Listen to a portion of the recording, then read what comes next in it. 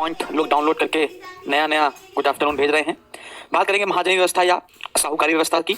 गुप्त काल में ऋण से प्राप्त ब्याज को बताया था हमने, जैसा कि आपको गुप्त काल में ऋण मतलब लोन, गुप्त काल में ऋण से प्राप्त ब्याज को दूषित धन या कृष्ण धन के नाम से जाना जाता है। दूषित धन या कृष्ण धन यानी काला धन के नाम से जाना जाता है। कोई व्यक्ति अगर आपसे पैसा उधार लेता था, है ना, तो 15% ब्याज के रूप में पैसा दिया जाता था। 100 रुपए पर 15 रुपए एक्स्ट्रा, जब आप लौटाएंगे तो 115 रुपए देंगे निश्चित समय के लिए। लेकिन कोई व्यक्ति यदि समुद्र पारीय व्यापार कर रहा होता था, समुद्र पार आयात निर्यात कर रहा होता था, तो उस समय ब्याज की दर 20% ली जाती थी। ब्याज दर कितनी बेटा? 20% ली जाती थी। हम लोग कुछ स्मृतियों की बात करेंगे, जैसे मनुस्मृति और नारद स्मृति। मनुस्मृति और नारद स्मृति 4 प्रकार के ब्याजों का वर्णन करते हैं। 4 प्रकार के ब्याजों का वर्णन करते हैं, जबकि गौतम स्मृति और बृहस्पति स्मृति, गौतम स्मृति और बृहस्पति स्मृति 6 प्रकार के ब्याजों का वर्णन करती है। अभी 4 प्रकार के ब्याज और 6 प्रकार के ब्याज कौन कौन से हैं? पहला देखते हैं भोगा लाभ, फिर होगा कारित, फिर होगा कालिक, फिर होगा काइक, फिर होगा शिखावृद्धि, फिर होगा चक्रवृद्धि। तो सबसे पहले बात करते हैं भोगा लाभ। ये कैसा ब्याज है समझते हैं भाई। इसमें क्या होता था, जो साहूकार होता था वो गिरवी रखी हुई वस्तु का उपयोग करता था। मतलब अगर आप उसके पास कोई सोना चांदी रख जाओगे तो अपना जब तक आप गिरवी रखोगे तब तक वो सोना चांदी चेन पहनकर घूमता रहेगा। समझ आ गया? तो इसमें क्या होता था, साहूकार गिरवी रखी वस्तु का उपयोग करता था। ठीक है ना, यही क्या होता था बेटा, ब्याज होता था। ठीक है ना, जैसे मान चलिए आपने मार्कर दिया, अब इस मार्कर का मैं उपयोग कर रहा हूँ और आपको हमने मार्कर का पैसा दे दिया, फिर जब आप पैसा दे देंगे तो मैं आपका मार्कर वापस कर दूंगा, लेकिन इसका लगातार मैं प्रयोग कर रहा हूँ। ठीक है ना, ब्याज नहीं लिया हमने क्योंकि हम इसका प्रयोग कर रहे थे। ठीक है ना, तो ये हो गया भोगा लाभ, भोग कर रहे हैं वस्तु का। अगला होगा कारित। जब आपको पैसे की एकदम से जरूरत पड़ जाए और सामने वाले को पता चल जाए कि आपको पैसे की जरूरत है, आकस्मिक कोई कारण हो जाए, कोई व्यक्ति बीमार हो जाए, मर रहा हो, है ना, तब जब आप किसी से पैसा उधार मांगते हैं तो वो प्रचलित ब्याज दर कितनी है? 15%। लेकिन जब वो प्रचलित ब्याज दर से ज्यादा ब्याज लेता है तो उसे हम लोग कहते हैं, प्रचलित ब्याज दर से अधिक ब्याज दर लेना क्या कहलाता है बेटा? कारित कहलाता है। ऐसा ब्याज कहलाता है बेटा कारित। ठीक है ना। अच्छा, कालिक क्या होता है? एक निश्चित समय बीत जाने के बाद जब ब्याज लिया जाता है। ठीक है ना, नियत समय बीत जाने पर जब ब्याज चुकाया जाता था, नियत समय बीत जाने पर जब ब्याज चुकाया जाता था, जैसे मान लीजिए 1 महीने बाद, 2 महीने बाद, 3 महीने बाद, 15 दिन बाद, है ना, इस प्रकार से। तो नियत समय बीत जाने के बाद, काल लिखा है, काल मतलब होता है समय, है ना, तो नियत समय बीत जाने के बाद ब्याज जो चुकाया जाता था उस ब्याज को कहते थे कालिक। ठीक है ना। अगला क्या है भाई? काइक। अगला ब्याज क्या है? काइक। जब कोई व्यक्ति ब्याज नहीं चुका पाता था तो वो किसी जिससे पैसा लेता था उसके यहाँ जाकर कोई परिश्रम करता था, उसका झाड़ू पोछा लगा देता था, नाली साफ कर देता था, है ना, घर के काम करा लेता था। समझ आ गया? तो इसमें शारीरिक श्रम करके ब्याज चुकाया जाता था काइक में। ठीक है ना। अच्छा, अगला है चक्रवृद्धि। गुप्त काल में भी इसका उल्लेख है और चाणक्य की अर्थशास्त्र में भी चक्रवृद्धि का उल्लेख है। आइंस्टीन ने चक्रवृद्धि को दुनिया की एक अनोखी घटना करके पुकारा है। मूलधन के साथ साथ जब ब्याज पर भी ब्याज लिया जाता है, तो आपने पढ़ा कंपाउंड इंटरेस्ट, तो इसे हम लोग क्या कहते हैं भाई? चक्रवृद्धि ब्याज। ठीक है ना। छठा क्या है? शिखावृद्धि।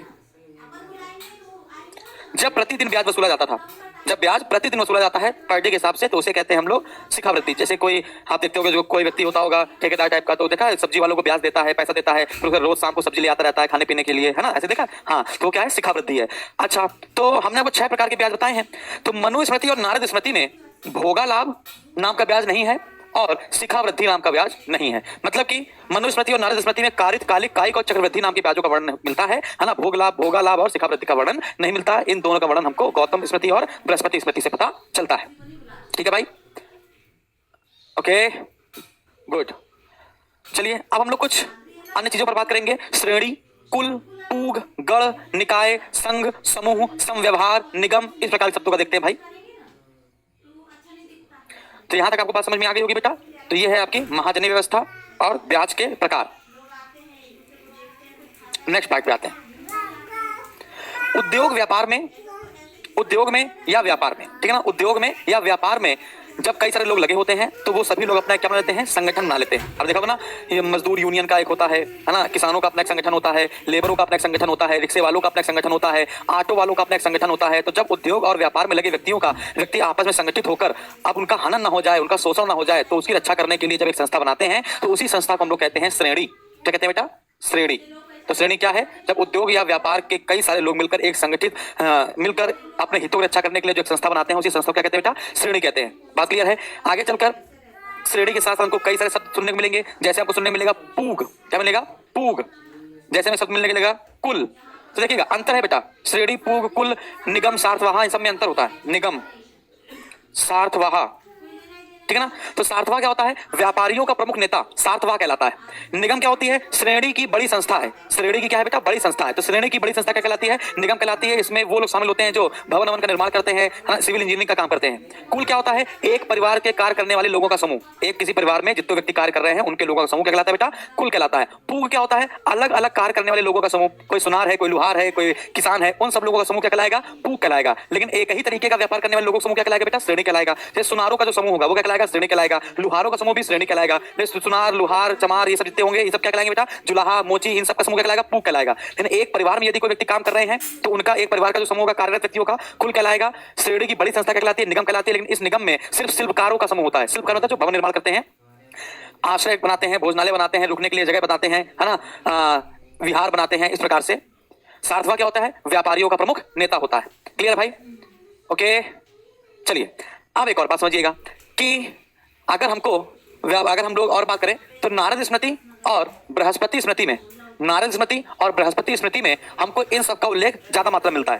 कहा जाता है जैसे मान चलिए सुनार है, शिल्पकार है, जुलाहा है, मोची है ना, तो जो अपने अपने व्यापार में तल्लीन है, तो हर व्यापारी वर्ग की अपनी एक मुहर होती थी बेटा। हर व्यापारी वर्ग की अपनी अपनी क्या होती थी? मुहर होती थी। याद रखना है। क्लियर है? हमको वैशाली से, नालंदा से बहुत सारे श्रेष्ठियों, सातवाहों, कुलिकों, प्रथम कुलिकों, इन सब की मुहरें प्राप्त हुई है बेटा। बात समझ आ रही है? अच्छा, एक और बात समझते हैं। जैसे मान चलिए कि एक नई श्रेणी का जन्म होना है। नई श्रेणी मतलब मान लीजिए एक टीचर श्रेणी, टीचर अध्यापक की बात करते हैं। मान लीजिए एक नई श्रेणी का जन्म होना है, अध्यापक श्रेणी का। तो अब इसके जीवन यापन के लिए पैसा चाहिए होगा। तो जितने भी पूग होंगे या श्रेणी होंगी, जैसे सुनार, लुहार, जुलाहा, मोची, है ना, दास, कृषक, किसान, रैया, जितने भी लोग होंगे जिनकी भी श्रेणी अलग अलग होगी, ये सब लोग पैसा इकट्ठा करेंगे। और पैसा इकट्ठा करने के बाद जो भी व्यक्ति नई श्रेणी को जन्म दे रहा होगा वो पैसा जाकर अपनी नई श्रेणी को देंगे और वो अपना एक नया व्यापार शुरू करेगा। तो ये सब लोग, जब कोई व्यक्ति नया व्यापार शुरू करते थे कई लोग, तो पुराने व्यापार जो कर रहे हैं वो लोग अपना पैसा उठाकर नया व्यापार वाले लोगों को देते थे। ठीक है ना। तो मिलजुल कर ये सब काम चलता था। एक और बात, यदि इन व्यापारियों के बीच में कोई मतभेद हो जाता था तो उस मतभेद को ये लोग राजा के पास जाके नहीं सुलझाते थे। ये लोग अपने मन से ही सारे विवादों को सुलझा लेते थे, राजा के पास नहीं जाते थे बेटा। अच्छा, एक और बात बताते हैं कि इन व्यापारियों या श्रेणियों या पूग, कुल, निगम, इन सब का जो काम था वो व्यापार करना तो था ही था, साथ ही साथ जलाशयों का निर्माण करना, उद्यानों का निर्माण करना, मंदिरों का निर्माण करना, अभयगृहों का निर्माण करना, सभागृह का निर्माण करना, ये सारे काम भी इन्हीं के हुआ करते थे। ठीक है ना। कुमार गुप्त प्रथम और बंधु वर्मन के मंदसौर अभिलेख से हमको पता चलता है कि रेशम बुनकरों की एक श्रेणी ने, ठीक है ना, कुमार गुप्त प्रथम या कुमार गुप्त जिसको महेंद्रगुप्त भी कहते हैं, और बंधु वर्मन के मंदसौर अभिलेख से हमको पता चलता है कि रेशम बुनकरों की एक श्रेणी ने मिलकर 437-38 ईस्वी में एक भव्य सूर्य मंदिर का निर्माण करवाया था और 473-74 में फिर से उसकी मरम्मत भी इन्हीं रेशम बुनकरों की श्रेणियों ने मिलकर करवाई थी। ठीक है ना। ये जो श्रेणी होती थी ये बैंक का कार्य भी करती थी।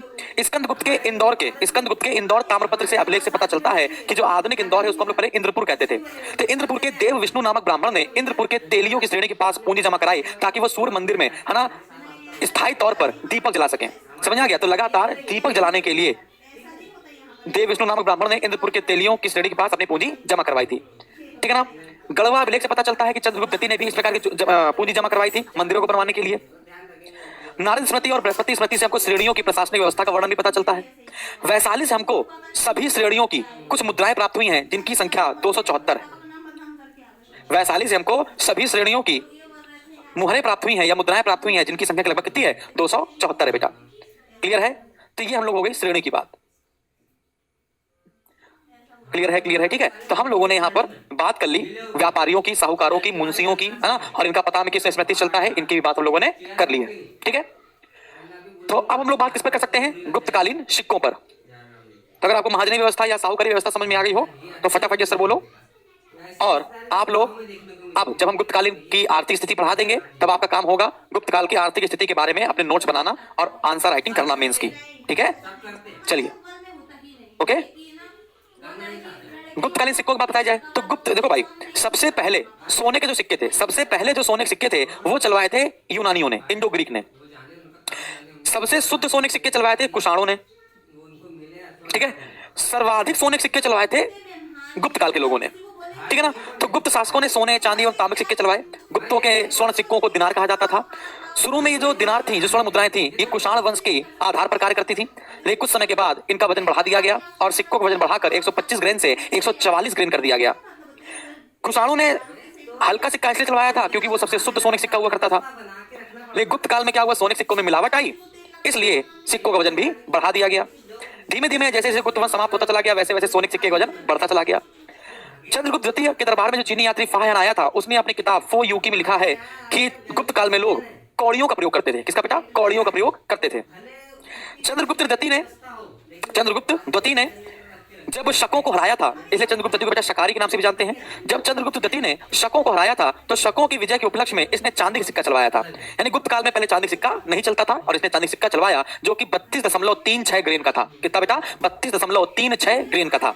गुप्त साम्राज्य के सिक्कों के 16 ढेर प्राप्त हो चुके हैं बेटा हम लोगों को, है ना। और सबसे ज्यादा सिक्कों का ढेर हमको प्राप्त हुआ है बयाना से। बयाना मतलब भरतपुर, भरतपुर मतलब राजस्थान, ठीक है ना। तो सबसे ज्यादा हमको बयाना या भरतपुर से सिक्कों ढेर प्राप्त हुआ है। यहां से हमको 623 मुद्राएं प्राप्त हुई हैं। भरतपुर से हमको 623 मुद्राएं प्राप्त हुई हैं, ठीक है ना। अब एक भरतपुर आपका बंगाल में भी पड़ेगा बेटा और एक आपका भरतपुर राजस्थान में पड़ेगा, ठीक है ना। अच्छा, तो ये बात हो गई। अब जैसे समुद्रगुप्त है तो समुद्रगुप्त ने 6 प्रकार की स्वर्ण मुद्राएं चलवाई थी। धनुष चलाते हुए, परशु लिए हुए, बाघ को मारते हुए, वीणा बजाते हुए, बात समझ आ रही है। तो 6 प्रकार की स्वर्ण मुद्राएं चलवाई थी।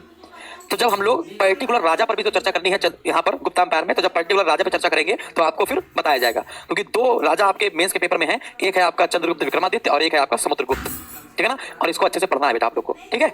चलिए, तो ये है आपका गुप्तकालीन सिक्कों के बारे में। बात करेंगे वाणिज्य और व्यापार की, ठीक है। को गुप्त युग में व्यापार और वाणिज्य में प्रोग्रेस तो हुई, लेकिन कुषाण वंश के समय, कनिष्क के समय जो व्यापार चरम उत्कर्ष पे था, उतना व्यापार गुप्त काल में नहीं हो पाया। कुषाणों ने रेशम मार्ग पर पूरी तरीके से कब्जा कर रखा था। कनिष्क ने पूरी तरीके से रेशम मार्ग पर कब्जा कर रखा था। वर्तमान में रेशम मार्ग पर चीन का कब्जा है, ठीक है ना। चंद्रगुप्त द्वितीय ने अपनी दूसरी राजधानी उज्जैन को बना लिया। उज्जैन से इतनी ज्यादा मात्रा में व्यापार हुआ कि इसने बहुत जल्दी ही भड़ौच गुजरात वाला, विदिशा मध्य प्रदेश, प्रयाग, इलाहाबाद, ताम्रलिप्ति बंदरगाह यानी कि बंगाल, मथुरा, कौशाम्बी, इन सब को पीछे छोड़ दिया। हालांकि ये भी सब व्यापारी नगर थे, ठीक है ना। तो चंद्रगुप्त द्वितीय ने अपनी दूसरी राजधानी उज्जैन को बनाया और पाटलिपुत्र को पीछे छोड़ दिया और सभी नगरों में से उज्जैन सबसे आगे निकल गया। बात समझ आई? क्लियर है? अच्छा, रेशम मार्ग पर पूरी तरीके से फारस वासियों ने कब्जा कर लिया बेटा। फारस वासी मतलब ईरान के लोगों ने कब्जा कर लिया। तो अब हम लोग रेशम को नहीं प्राप्त कर पा रहे थे, तो हम लोगों ने रेशम प्राप्त करने का एक नया तरीका खोजा, क्योंकि रोमन साम्राज्य 2 भागों में बट गया था। फारस ने पूरे रेशम मार्ग पर कब्जा कर लिया था, ईरान ने पूरे रेशम मार्ग पर कब्जा कर लिया था। तो हम लोग को रेशम के लिए किसी और देश पर निर्भर होना था, तो हम लोगों ने चुना किसको बेटा? चाइना को। तो हम लोगों ने क्या किया? चीन से रेशम खरीदा, यूथोपिया से हाथी दांत खरीदे, अरब, ईरान और बैक्टीरिया से घोड़ों को खरीदे। हमने अब जैसे हम लोग अगर पूर्व की बात बताएं, पूर्व की, ये पूर्व हो गया, ये क्या हो गया बेटा? पश्चिम हो गया। तो अगर हम लोग आयात निर्यात की बात करें तो यहां पर हो गया जावा, सुमात्रा, इंडोनेशिया के पास, मलाया, समझ आ गया, यानी मलय प्रदीप, प्रायद्वीप, समझ आ गया। तो अगर हम लोग बात करें कि इधर जितने दक्षिण पूर्व एशिया में, साउथ ईस्ट एशिया में जितना व्यापार करेंगे वो सब हम लोग पूर्वी बंदरगाह से करेंगे। और पूर्व में हम लोग के पास बंदरगाह कौन कौन से थे बेटा? तो पूर्व में हम लोग के पास बंदरगाह कौन कौन से थे? ताम्रलिप्ति बंदरगाह सबसे इंपॉर्टेंट बेटा। तो ताम्रलिप्ति बंदरगाह का कहां पर है बेटा? बताइए जल्दी से। ताम्रलिप्ति बंदरगाह कहां पर है? अरे बंगाल में होगा ना भाई, ठीक है ना। तो ताम्रलिप्ति बंदरगाह याद रखना है। ताम्रलिप्ति बंदरगाह को हम लोग पूर्व का सर्वश्रेष्ठ बंदरगाह कहते हैं या पूर्व का द्वार कहते हैं, याद रखना है, ठीक है ना। घंटाशाला बंदरगाह, कदूरा बंदरगाह। तो पूर्व के प्रमुख बंदरगाह कौन कौन से थे? ताम्रलिप्ति बंदरगाह, घंटाशाला बंदरगाह, कदूरा बंदरगाह, है ना। से सबसे ज्यादा साउथ ईस्ट एशिया से व्यापार किस बंदरगाह से किया जाता था? तो आपका आंसर आएगा ताम्रलिप्ति बंदरगाह से। तो हम लोग साउथ ईस्ट एशिया से जो व्यापार करते थे उनको देते क्या क्या थे, है ना? हाथी दांत से बनी हुई वस्तु देते थे, अच्छे कपड़े देते थे, बहुमूल्य पत्थर देते थे, गरम मसाले देते थे, नारियल देते थे, सेंट देते थे, नील देते थे, जड़ी बूटियां देते थे, है ना, इस प्रकार से। और अगर हम लोग पश्चिम की बात करें तो पश्चिम के प्रमुख बंदरगाह कौन कौन से होंगे? भड़ौच, कैम्बे, चौल, समझ आ गया, कल्याण, ठीक है ना। तो ये सब महाराष्ट्र वाले बंदरगाह हैं। ये सब क्या है बेटा? बंगाल के बंदरगाह हैं। और ये क्या है भैया? महाराष्ट्र और गुजरात के बंदरगाह हैं। तो अगर हम लोगों को साउथ वेस्ट एशियन यानी दक्षिण पश्चिम एशिया पे व्यापार करना होता था तो इन बंदरगाहों का प्रयोग करते थे, जिनमें भड़ौच सबसे प्रमुख हुआ करता था। ये देखो, साउथ ईस्ट एशिया से व्यापार करना होता था तो ताम्रलिप्ति बंदरगाह से प्रयोग करते थे। इसे पश्चिम का द्वार कहते हैं भड़ौच को, और इसको पूर्व का द्वार कहते हैं। खरीदते क्या क्या थे? तो बताया हमने, चीन से रेशम खरीदते थे, यूथोपिया से हाथी दांत खरीदते थे, अरब, ईरान और बैक्टीरिया से घोड़े खरीदते थे। अरब, ईरान और बैक्टीरिया से घोड़े खरीदते थे। बेचते क्या क्या थे? बताया था हमने आपको, नील, सुगंधित द्रव्य यानी सेंट, दवाएं, बहुमूल्य पत्थर, हाथी दांत से बनी हुई वस्तुएं, नारियल, गरम मसाला, ये सब हम लोग बेचते थे। ठीक है भाई।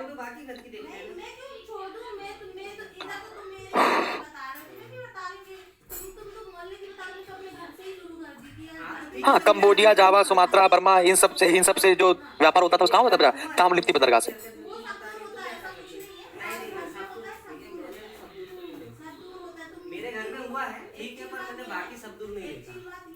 हाथी दांत से बेटा खिलौने बनते थे। हाथी दांत से खिलौने के साथ साथ गले में पहनने वाले आभूषण बनते थे। और बताओ, चलो, भारत और चीन इस समय विवाद में चल रहा है। तो भारत और चीन का जो व्यापार है वो कुषाण वंश से ही आगे समय आ जाता है। भारत और चीन के व्यापार गुप्त काल में बढ़ जाते हैं बेटा। भारत के कई बौद्ध धर्म के प्रचारक जैसे बोधिरुचि, बुद्ध भद्र, बुद्ध जीव, बुद्ध शांत, ये सभी लोग चीन जाते हैं और चीन में जाकर ये लोग बौद्ध धर्म को और पूरी तरीके से जानने की कोशिश करते हैं। जानने की कोशिश ये करते हैं कि कितना वहां पर बौद्ध धर्म सक्सेस हुआ है। कॉस्मॉस के विवरण से पता चलता है, कॉस्मॉस विज्ञान है, तो कॉस्मॉस के विवरण से पता चलता है कि भारत चीन व्यापार में जो श्रीलंका हुआ करता था वो बिचौलिए का काम करता था। श्रीलंका को उस समय सिंघल द्वीप के नाम से जानते थे। भारत और चीन जब व्यापार करते थे ये लोग पैसे देकर व्यापार नहीं करते थे, ये लोग वस्तु से विनिमय करते थे। तुम हमें कुछ दो और बदले में हम तुमको कोई वस्तु देंगे, है ना। तो भारत और चीन में जो व्यापार होता था वो वस्तु विनिमय से होता था, ना वस्तु विनिमय की अदला बदली पर आधारित था, ना कि पैसे पर आधारित था। ऐसे भारतीय वस्तुओं की बात बताई जाए तो भारतीय वस्तुओं के बदले चीन से रेशम प्राप्त किया जाता था, तो चीन को हम लोग नील दे देते थे। ठीक है ना। एक बात समझिएगा, ना तो चीन से हमें भारत का कोई सिक्का मिला है और ना तो भारत से कोई हमको चीनी सिक्का मिला है। ये बात ध्यान रखनी। क्लियर है? डन। तो इस प्रकार से हम लोगों ने क्या देखा, वाणिज्य और व्यापार को। तो इस प्रकार से आप लोगों की आर्थिक स्थिति, गुप्त काल की आर्थिक स्थिति के बारे में हम लोगों को पूरी तरीके से पता चल गया। ठीक है। तो कल हम लोग को क्या पढ़ना है बेटा, तो कल हम लोग को पढ़ना है गुप्त काल की धार्मिक दशा। और इस धार्मिक दशा में हम लोग शैव संप्रदाय, वैष्णव संप्रदाय, बौद्ध धर्म, है ना, इन सब पर चर्चा करेंगे। Okay okay. Rajni, Shalini, Shakila Bano, Sonam, Armaan, Prateek Jain, Vandana Yadav, Shreya Agarwal, Radha Mishra, RD Gautam, Armaan. तो क्वेश्चन देखते हैं भाई, क्वेश्चन क्या बनाएगा। कुछ क्वेश्चन देते हैं, इसको बताइएगा जरा सा। गुप्तकालीन प्रशासन का वर्णन कीजिए। ठीक है, वर्णन कीजिए मतलब कंप्लीट नहीं करना है इसको, संक्षिप्त शॉर्ट नोट लिखिएगा। ठीक है। अगला बताना है, गुप्त काल का समाज वर्तमान समाज की तुलना में कैसा था। कंपैरिजन करा लेना बेटा। ठीक है। अगला,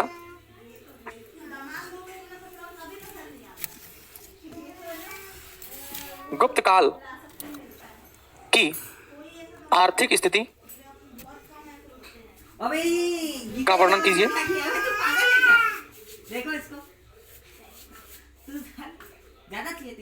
गुप्त काल के व्यापारियों यानी श्रेणी ये क्या हो रहा है? और वो छीछिए, फेंको उसको। महाजनी व्यवस्था पर प्रकाश डालिए। बहुत बड़ा पियक्कड़ निकलने वाला है।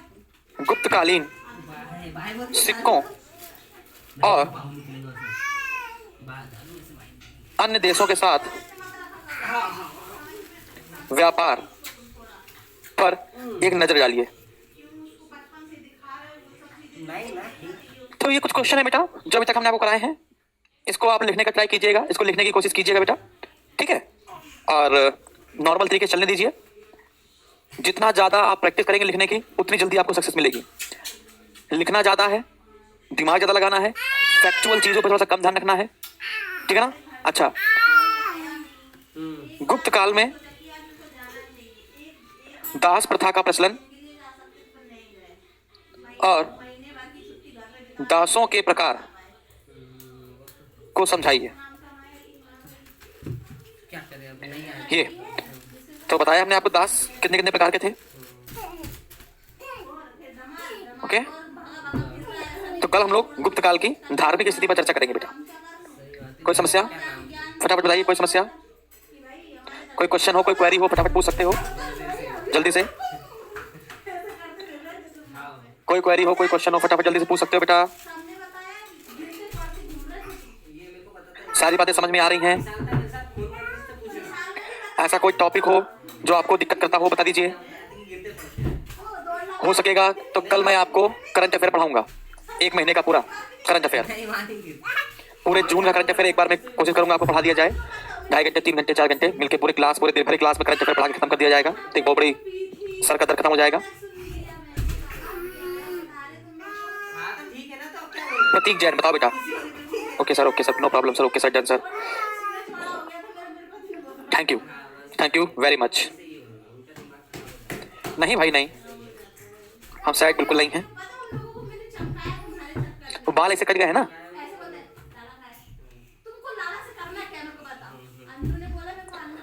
सर जी यूपी पीसीएस में प्राचीन इतिहास से पढ़ाइए। नहीं बेटा, आईएएस और पीसीएस में आपका जो सिलेबस डिसाइड है उसी के हिसाब से पढ़ो। मैं बता रहा हूँ आपको, जैसे कि हमने यूपी पीसीएस वाले बैच में आज आधुनिक इतिहास से शुरू किया है, ठीक है ना। उसमें मैंने पढ़ाया है 19वीं शताब्दी के धार्मिक और सामाजिक आंदोलन और धर्म सुधार आंदोलन पर आज हम लोगों ने चर्चा करना शुरू किया है। जहां से मैं बता रहा हूँ आपको उसी पर ज्यादा फोकस करना है, विश्वास मानिए, ठीक है ना। जो नॉर्मल है, जैसे मध्यकालीन इतिहास आपके पेपर में बहुत कम आता है तो थोड़ा सा कम ध्यान देना है। प्राचीन इतिहास में आपके कल्चर आता है तो उस पर ज्यादा ध्यान देना है ना। आप जब सिलेबस देखेंगे तो आप में लिखा रहेगा history of India and Indian national movement. तो इंडियन नेशनल मूवमेंट आपका टॉपिक दिया हुआ है तो उस पर ज्यादा फोकस करो, ठीक है। वैसे नहीं पूछने आते कि दादा खाना खाएगी। तो जैसा जैसा हम आपको हाथ पकड़ के लेते चले चले, आपको वैसे वैसे चलते चले जाना है, ठीक। ओके, तो बहुत बहुत धन्यवाद। मेरे को ऐसी रिस्पेक्ट चाहिए ही नहीं, मैं तो साफ चलते हैं, फिर कल मिलेंगे क्लास में, आप पढ़ेंगे बौद्ध धर्म की धार्मिक स्थिति। हाँ तो नहीं चाहिए, नहीं मेरे को चाहिए नहीं, कुछ नहीं चाहिए मेरे को, बस मैं चुपचाप आराम से आता हूँ। मेरे को मेरे हाल पे छोड़ दे, मैं तो मेरा मन यही सिस्टम है।